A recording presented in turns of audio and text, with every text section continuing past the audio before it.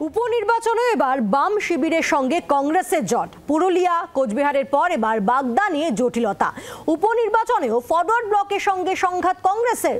বাগদায় forward block প্রার্থীর নাম গৌরাদিত্য বিশ্বাস। ফরওয়ার্ড ব্লকের প্রার্থী নাপাসান্ত প্রদেশ কংগ্রেস শিবিরের। অর্থাৎ উপনির্বাচনেও আমরা দেখতে পাচ্ছি যে বাম শিবিরের সঙ্গে কংগ্রেসের জট। এর আগেও আমরা দেখেছিলাম লোকসভা নির্বাচনের সময় বেশ কয়েকটি কেন্দ্রে প্রার্থী নিয়ে একটা মনোমালিন্য, একটা জট সামনে আসছিল। আর এবার উপনির্বাচনেও বাম শিবিরের সঙ্গে কংগ্রেসের এই জটের খবর পাওয়া যাচ্ছে। কথা বলবো, মৌমিতা চক্রবর্তী রয়েছেন টেলিফোনের প্রতিনিধি। মৌমিতা, উপনির্বাচনেও তাহলে এবার বাম শিবিরের সঙ্গে কংগ্রেসের জট?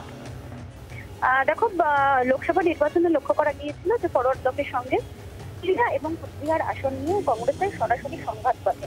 যেখানে পুরুলিয়া কেন্দ্র থেকে কংগ্রেস নেপাল মাহাতোকে প্রার্থী করেছিল, সেখানে পাল্টা বীরেন মাহাতোকে প্রার্থী করে ফরওয়ার্ড ব্লক। এবার গত বাগদা কেন্দ্র থেকে যেটি সংরক্ষিত আসন, উপনির্বাচনে গৌরাদিত্য বিশ্বাস তাকে প্রার্থী হিসেবে ঘোষণা করেছে বামফ্রন্ট। তিনি ফরওয়ার্ড ব্লকের প্রার্থী।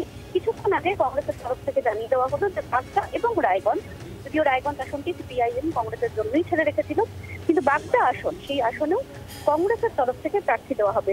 অর্থাৎ যে আসনটা উপনির্বাচনের যে 3টি আসন এখনো পর্যন্ত ঘোষণা করা হয়েছে বাম শিবিরের তরফ থেকে, সেই আসনের মধ্যে 2টি আসনে সিপিআইএম প্রার্থী দিলেও একটি আসনে ফরওয়ার্ড ব্লকের প্রার্থী, সেটি বাগদা কেন্দ্র। সেই বাগদা কেন্দ্র থেকেও কিন্তু উপনির্বাচনে কংগ্রেসও প্রার্থী দিতে চলেছে। অর্থাৎ ফের উপনির্বাচনে সরাসরি সংঘাত কংগ্রেস এবং ফরওয়ার্ড ব্লকের মধ্যে। ধন্যবাদ।